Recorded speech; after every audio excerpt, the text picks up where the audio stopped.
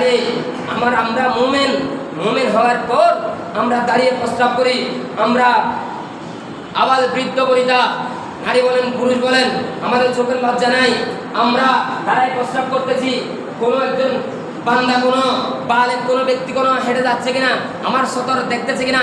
আরে উসমানুদ্দিন নুরাইন রাদিয়াল্লাহু তাআলা আনহুর কথা বলেছিলাম কেন জানেন?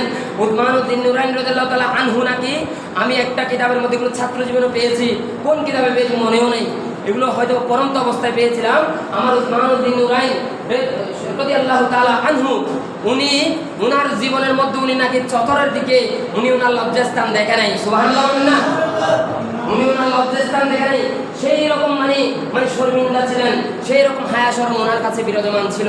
তো ওনার কাছে যদি এতটুকুন ছিল, সেই জন্য আমি বলেছিলাম না আসহাবে কান্নুজুম, সাহাবায়ে কেরামদের একটা বা অনুসরণ আমাদের জন্য এটা হেদায়েতের পথ প্রদর্শক। সুবহানাল্লাহ।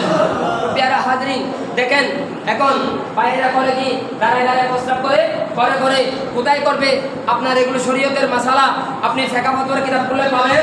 আপনি যে দিক থেকে বাতাস আসতেছে এই মাসালাগুলো খেয়াল রাখবেন, যে দিক থেকে আল্লাহর নূরানি হাওয়া আসতেছে ওদিকে আপনি থুতু নিক্ষেপ করতে পারবেন না, থুতু ফেলতে পারবেন না। এক, প্রস্তাব করতে তো অনেক দূরের কথা।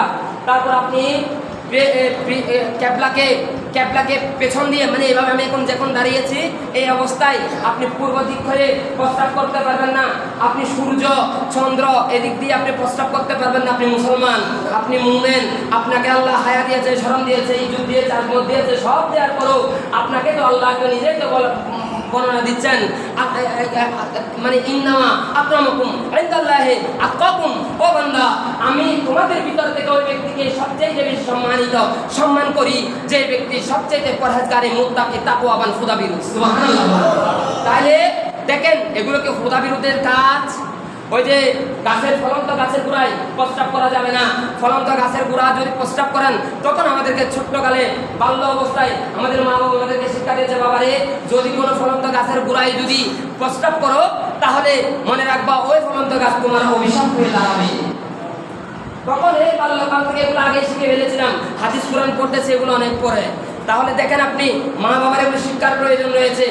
আজ আপনি দেখেন ফলন্ত গাছের গোড়ায় আমরা প্রস্রাব করতেছি, কোনো আমাদের সামনে কোনো প্রোটেক্টর নাই, কোনো বাধা নাই, কোনো দেওয়াল নাই, এমনি যেমনে পারি তেমনে আসতে বসে গিয়েছি। আর রাস্তাতে হাঁটার সময় আপনার থুতু রাস্তার মধ্যখানে ফেলতে পারবেন না, ইসলাম নিষেধ করেছে।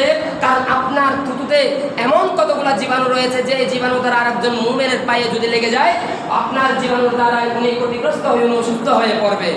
এই জন্য রাস্তায় হাঁটার সময় এখন তো দেখা যায় অনেক ভাইয়েরা মুরব্বীরা পর্যন্ত রাস্তার ধারে সারতে না পারে রাস্তার ধারে পায়খানা শুরু করে দিয়েছে।